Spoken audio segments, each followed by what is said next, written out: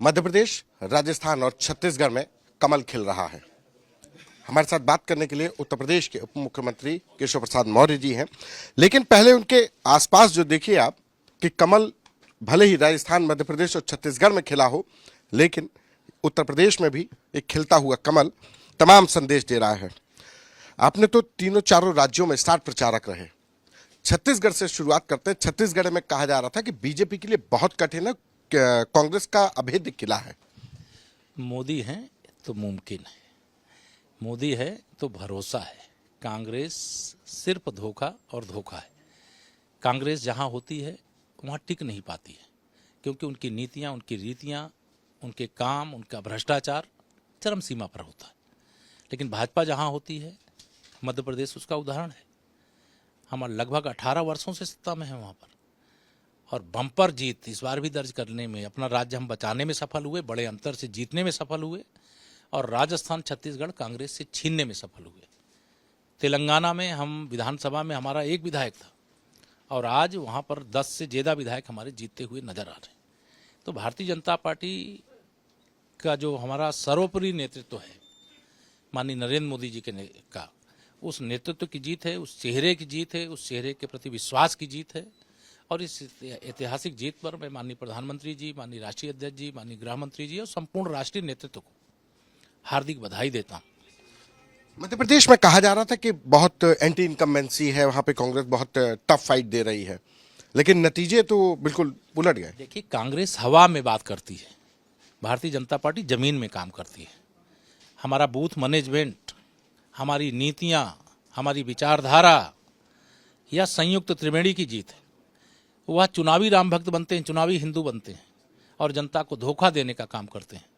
लेकिन जो रामलला हम आएंगे, मंदिर भव्य बनाएंगे, जब हम नारा लगाते थे तो ये कहते तारीख नहीं बताएंगे।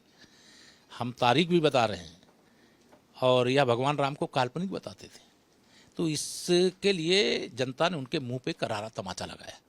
जो आप चुनावी राम भक्त बता रहे हैं, कि क्या कहीं ऐसा तो नहीं कि चुनावी राम भक्तों की वजह से ही जो चुनावी राम भक्त खड़े हो रहे थे, सनातन धर्म पे सवाल खड़े कर रहे थे, उसी का इफेक्ट मध्य प्रदेश, राजस्थान, छत्तीसगढ़ में देखा? भारत लोकतांत्रिक देश है, और इस लोकतांत्रिक देश में बहुत बारीकी से जनता नज़र रखती है। कोई बयान चाहे वह कांग्रेस का कोई नेता दे या कांग्रेस के नेता की साह पर दे, क्या हम तमिलनाडु के मुख्यमंत्री स्टालिन के बेटे के बयान भूल जाएंगे?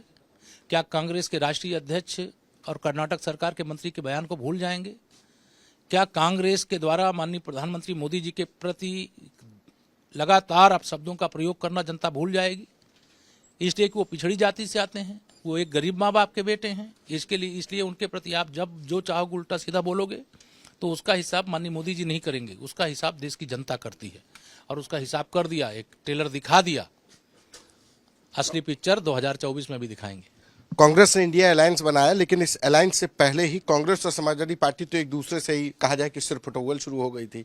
उसका फायदा बीजेपी को मिला? नहीं, हम उनके भरोसे नहीं जीते। हम अपने संगठन, अपनी विचारधारा और अपने नीतियों के आधार पर, अपने नेतृत्व के आधार पर जीतते हैं, और हम उसके आधार पर जीते हैं। ये सब एक हो जाएंगे तब भी, ये अलग लड़ेंगे तब भी 100 में 60% वोट हमारा है, 40% में बंटवारा है, और बंटवारे में भी हमारा है। क्योंकि सबका साथ, सबका विकास भाजपा करती है।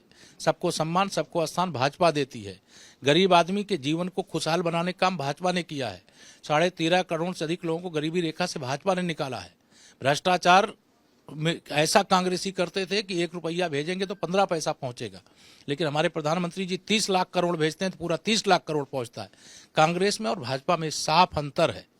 2024 फाइनल कहा जा रहा था कि सेमीफाइनल है। जो सेमीफाइनल कह रहे थे तो उनको पता चल गया होगा कि फाइनल में क्या होने वाला है। फाइनल में तो कांग्रेस को खोजने से शायद प्रत्याशी ना मिले। धन्यवाद। ये थे हमारे साथ उत्तर प्रदेश के उप मुख्यमंत्री केशव प्रसाद मौर्य, जिनका कहना है कि 2024 में तो कांग्रेस को हो सकता है प्रत्याशी ही ना मिले। कैमरा पर्सन नीरज के साथ संतोष कुमार, आज तक।